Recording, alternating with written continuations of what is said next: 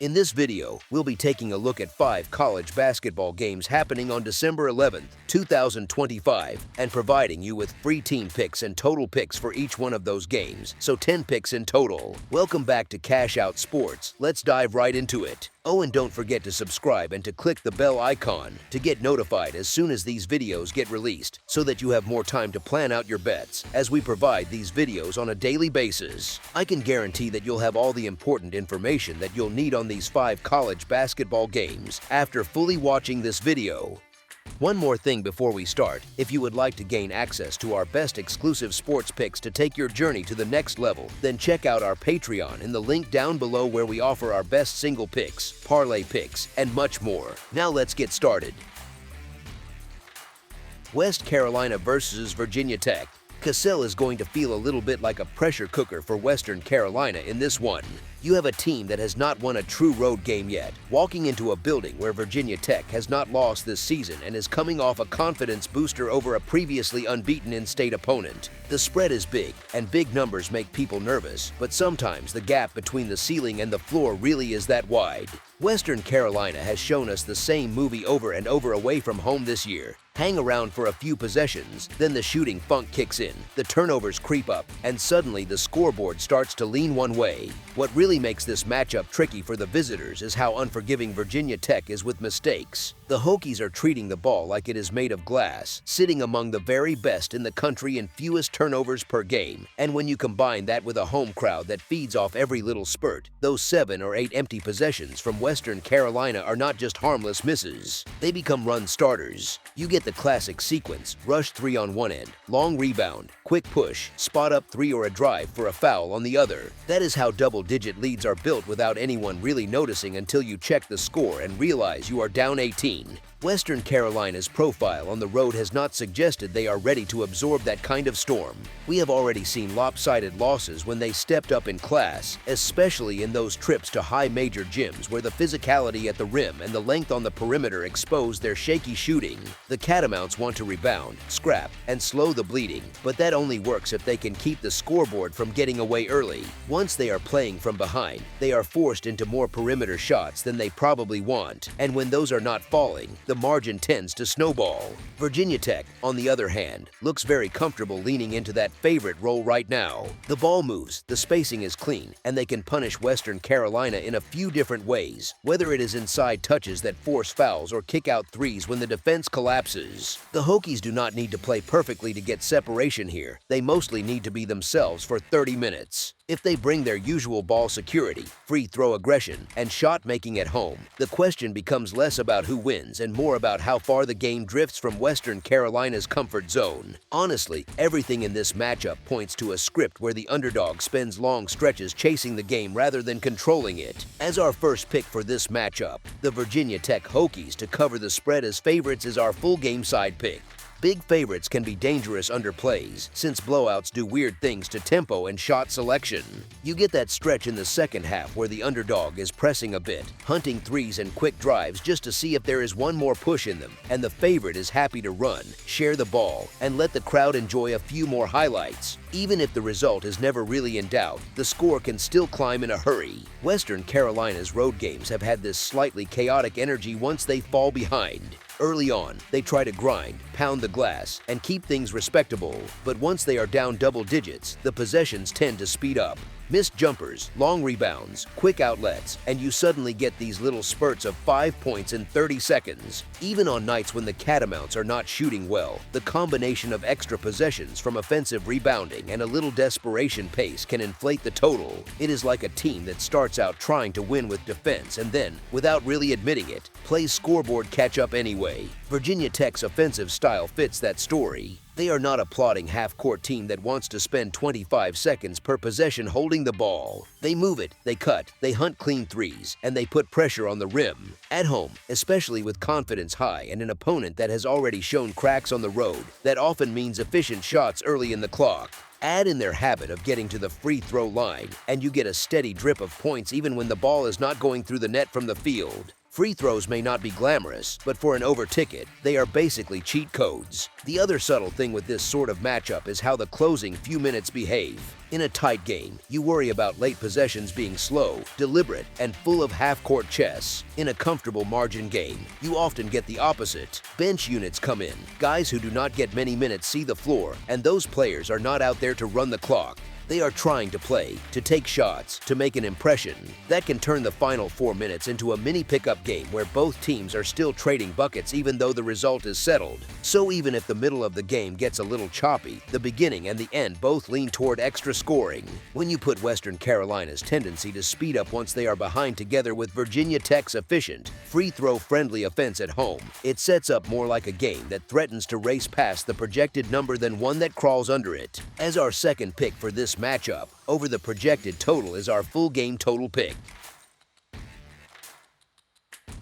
St. Joseph's versus Syracuse. St. Joseph's rolls into this one feeling pretty good about itself. 4 straight wins in the bag, a fresh blowout of Coppin State, and a record sitting at 6-3-0 all paint the picture of a team that has remembered how to enjoy basketball again.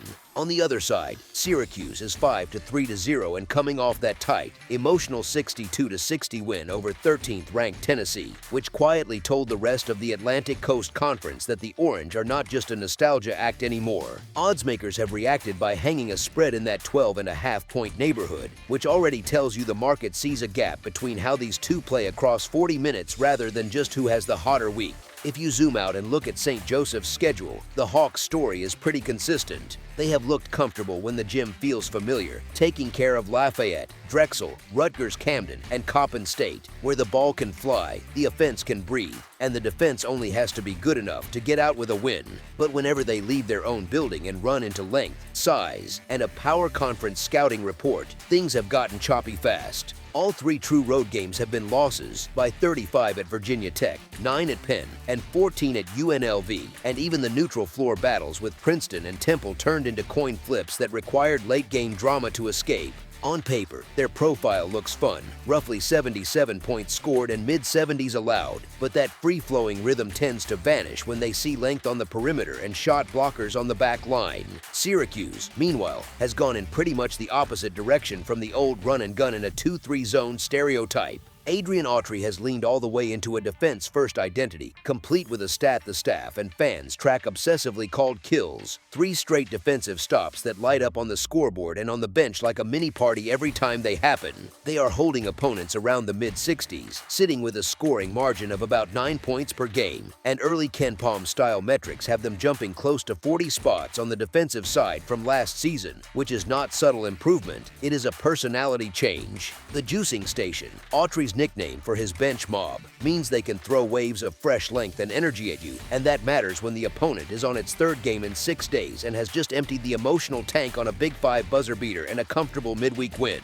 That schedule spot is sneaky. St. Joseph's has just played Princeton in a 60-58 rock fight, survived Temple 70-69 on a last-second 3, and then rolled Coppin State 87-65, which is a lot of minutes, a lot of travel, and a lot of swings in intensity for college kids inside one short stretch. Syracuse, in contrast, got to spend the last week plus sitting with that Tennessee win, cleaning up film, and drilling the defensive habits that have turned kills into an actual thing the crowd waits for instead of just another coaching buzzword. When you imagine the shape of this matchup, it is not hard to see one side still breathing a little heavy from the schedule and the other side tossing fresh bodies into the game like they are changing lines in hockey, which is usually how a double-digit spread quietly starts to look more reasonable as the second half wears on. As our first pick for this matchup, the Syracuse Orange to cover the spread as favorites is our full game side pick.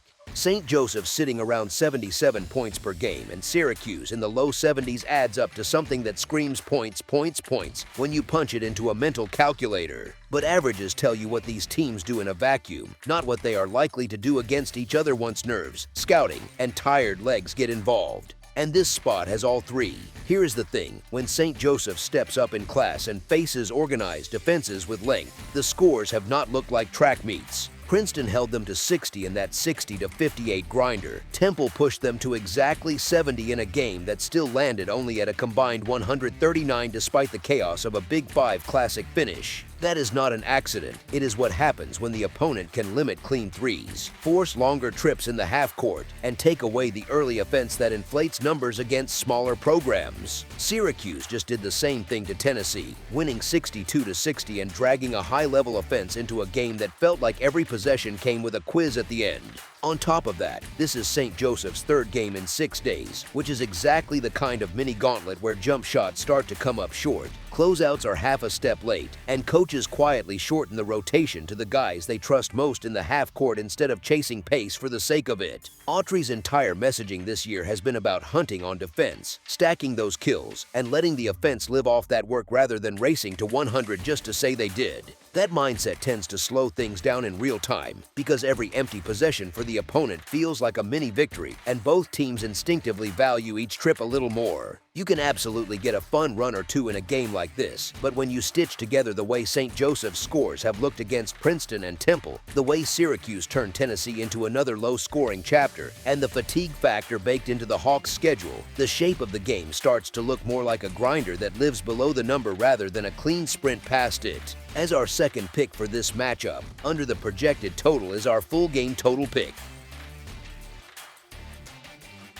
Iowa versus Iowa State. You have an Iowa State team that is undefeated at 9 wins to 0, fresh off walking into Mackey and handing the #1 team in the country a 23-point beating on national TV. Across from them is an Iowa group sitting at 8 wins to 1, new coach, new identity, and just enough mystery to make people nervous about trusting them in a rivalry game inside one of the toughest gyms in college basketball. Odds makers have reacted exactly the way you would expect. They have pushed Iowa State into that double-digit favorite territory, roughly 11 to 12 points depending on where you look, and the public is lining up on the shiny top 5 team that just cashed tickets by a mile against Purdue. Here is the thing, when everybody sees the same highlight reel, the number on the screen often stops reflecting the deeper matchup and starts reflecting emotion. Iowa State has earned the hype, scoring in the mid-90s and blasting people by an average of about 30 points a night, and they look even scarier when the 3-ball is falling the way it has through the first month. But rivalry games have a habit of dragging favorites into a different kind of fight. Iowa is built in a very annoying way for a home juggernaut to put away. They defend with discipline, they turn you over at a top-tier rate, and they do not waste many possessions by beating themselves, only about 10 turnovers a game while forcing opponents into nearly 16. That profile, a tough dog that can survive the first punch, get 2 or 3 stops in a row with ball pressure, and then squeeze value out of half-court sets, is exactly the type that keeps you hanging around in hostile gyms. Honestly, you can almost hear the story forming already. Cyclone fans are ready for a party. They just saw their team make history at Purdue. And early on, you might get that adrenaline-fueled run, the kind of 10-2 burst that has the building bouncing and everyone at home thinking, okay, this might be another 20-point rout. But Iowa has already handled some pretty serious waves this season, and the numbers hint at a group that bends much less than the logo on the jersey suggests. They are allowing roughly 62 to 63 points per game, top tier in the country, and that is not by playing gimmicky junk defenses. It is by stringing together solid possessions and staying attached for a full shot clock. When you bring that kind of stubborn defense into a rivalry building, you do not need to be perfect on offense. You just need to be stable. Let me explain why that matters so much against this version of Iowa State. The Cyclones absolutely thrive on snowball games, where turnovers become transition becomes threes, and threes become that feeling that the floor is tilting downhill against you. Their pressure is real. They sit near the top nationally in forcing turnovers, and if you are loose with the ball, you are basically volunteering to be the next team that gives up a 30-6 run and ends up on a viral highlight package. Iowa, though, has quietly been the opposite of that chaos. Their assist-to-turnover ratio is excellent, their spacing is clean, and even with a new coach, you can tell there is a heavy emphasis on valuing each touch. That is exactly the sort of stylistic friction that can take a spread that looks fair on paper and make it feel bloated in practice. There is also the human side, which bettors sometimes talk about but do not always price correctly. You have a home favorite that just pulled off a program-defining win days ago, got told all week how great they are, and now has to get up emotionally again for an in-state rival that absolutely treats this game like a measuring stick for a new era. Meanwhile, the road team gets to lean into the underdog role in a pure way. No pressure to be pretty, just pressure to compete. That usually shows up in loose ball effort, in guys happily walking the ball up after a made basket, in coaches being willing to use timeouts early to settle things instead of chasing style points. If this game becomes more about composure than fireworks, that giant cushion of points on the underdog starts to look more and more attractive. And there is a little historical echo humming in the background too. Last season, Iowa State walked into Iowa City as the shorter number, controlled the second half, and walked out with the rivalry win by 9. That memory is fresh for both rosters. The Cyclones know the Hawkeyes will not be intimidated by a logo or a ranking, and the Hawkeyes know they can stay within shouting distance in a game like this without needing to shoot the lights out. Put all that together, and you are staring at a matchup where the favorite can still look great on the floor, yet the scoreboard can stay comfortably inside that inflated number for much of the night. As our first pick for this matchup, the Iowa Hawkeyes to cover the spread as underdogs is our full game side pick. Everyone sees Iowa State's 90-plus points per game and Iowa's ability to hang high 70s and 80s at home, and the instinct is to assume we are getting a classic track meet with very little resistance. The total reflects that, sitting in the mid-140s, with the books essentially asking, do these teams just keep trading buckets for 40 minutes? On paper, that sounds fun. In reality, this specific version of the Cy-Hawk game has a lot of signs pointing toward a grind rather than a shootout. Here is the subtle twist. Both teams have been elite at squeezing points per possession out of their offense, but they are doing it through efficiency, not raw pace. Iowa, in particular, is playing much slower than people are used to seeing from that program, working deep into the clock, looking for clean looks inside, and accepting that a game can be controlled without racing up and down. On the other side, Iowa State's defense is every bit as proud of itself as its offense right now, sitting near the top nationally in defensive rating while still living in the high 90s on offense. When two teams both know they can win possessions with their defense, you tend to get more probing, more resets, and fewer of those wild, early shot clock pull-ups that light up a total. Think about how each coaching staff has been rewarded so far this year. Iowa's new regime has seen its group hold opponents under 65 points on average, and the games where they really took control are the ones where they leaned into that identity, let their length bother ball handlers, and then walked the ball into half court to squeeze value. Iowa State, for its part, has seen what happens when its ball pressure gets turned all the way up, and that usually means long, messy possessions for opponents, a handful of shot clock violations, and a rhythm that feels pretty miserable if you are trying to play free-flowing offense. That mixture tends to chew through time even when the final box score looks like a blowout. There is also the rivalry tax on offense. In games like this, guys overthink open shots, crowds roar at every whistle, and coaches are a touch quicker with the hook if somebody looks rattled. The first 5 minutes can absolutely be chaos, but once the adrenaline dumps out of everyone's system, you often get long stretches where both teams are trying not to make the big mistake rather than hunting the spectacular play. Throw in how turnover-hungry both defenses are, with Iowa State leading the country in turnovers forced per possession and Iowa sitting close behind,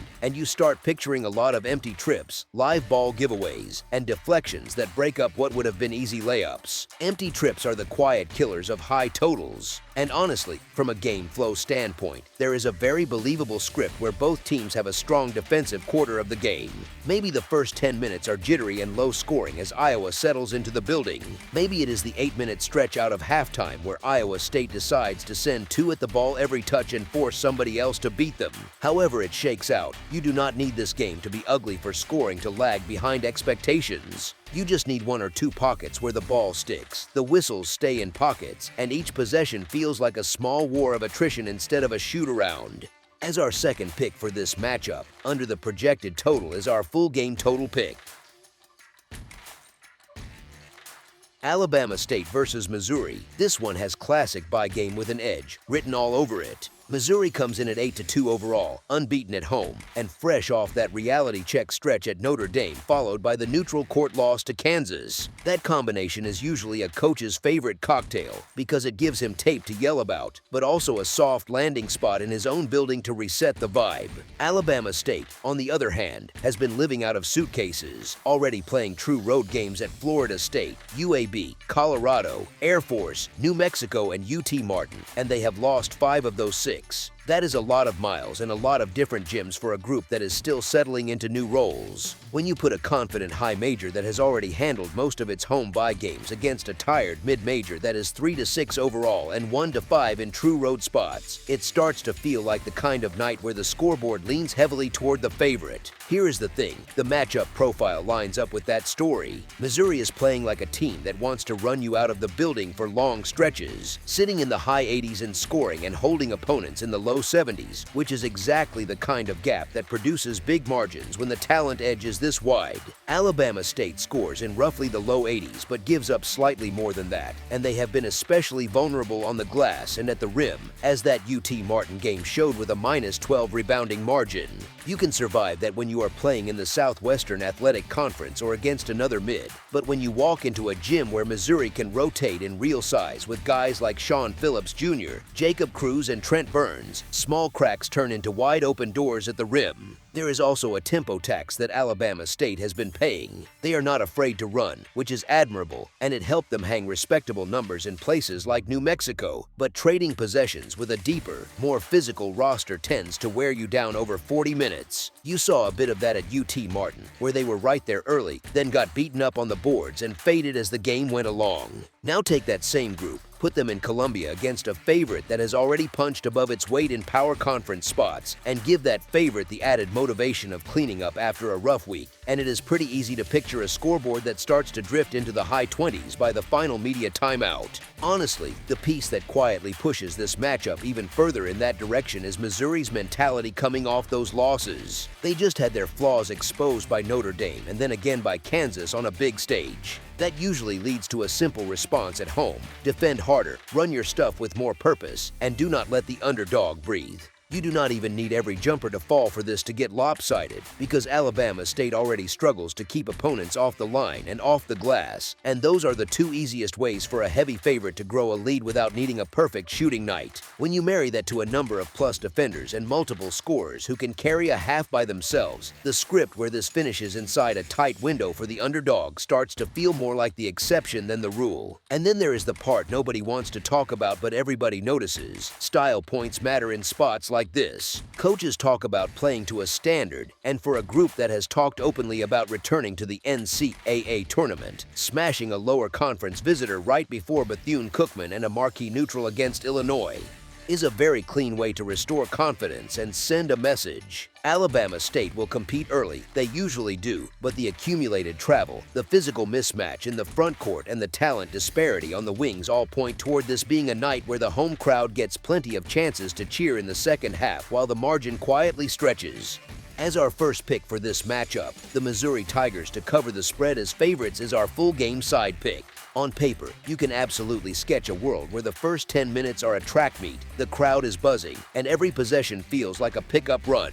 But here is the twist: the same factors that lean toward a comfortable favorite also tend to put a ceiling on the total. Missouri's defense is not perfect. Nobody is claiming that, yet it is solid enough at home that teams often need multiple passes and late clock shots just to stay attached. When you combine that with Alabama State's habit of settling for jumpers and their issues generating second chances against bigger opponents, you get a lot of empty trips that look harmless in the moment but are brutal for an over ticket. We saw in that UT Martin game that Alabama State can shoot a decent percentage and still stall out once the legs go and the rebounding gap shows up. There is also a very real game flow angle here that casual fans sometimes ignore. Big spreads and high totals rarely cash together unless the underdog is live. In this matchup, the analytic models and public odds are both screaming that Alabama State has only a sliver of win probability, and the spread of roughly 22.5 points confirms that gap. When that kind of game script actually plays out on the floor, the second half often becomes a parade of bench lineups, longer possessions, and coaches working on sets instead of trying to hang 100. That is great for development, less great for piling up late points. You also have to factor in trends, not as gospel, but as little arrows pointing where the wind usually blows. Alabama State has been involved in a lot of unders across its recent sample, especially away from home,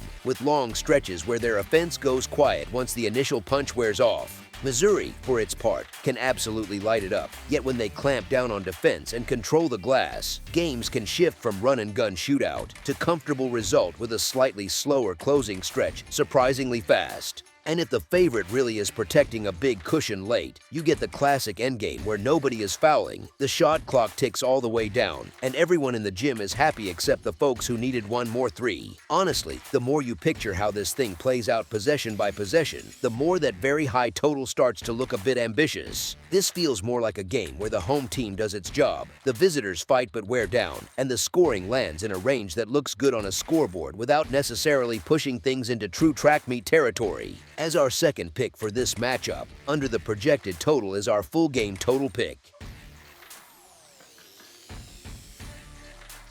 North Dakota State versus CSU Bakersfield. So we get this sneaky late game where North Dakota State has to fly all the way to Bakersfield and pretend it is just another Thursday. It is not. You have a veteran group that pretty much knows who it is at this point, walking into a gym where the home side is still trying to figure out exactly what they want to be. That contrast in stability versus volatility is really the heart of this matchup.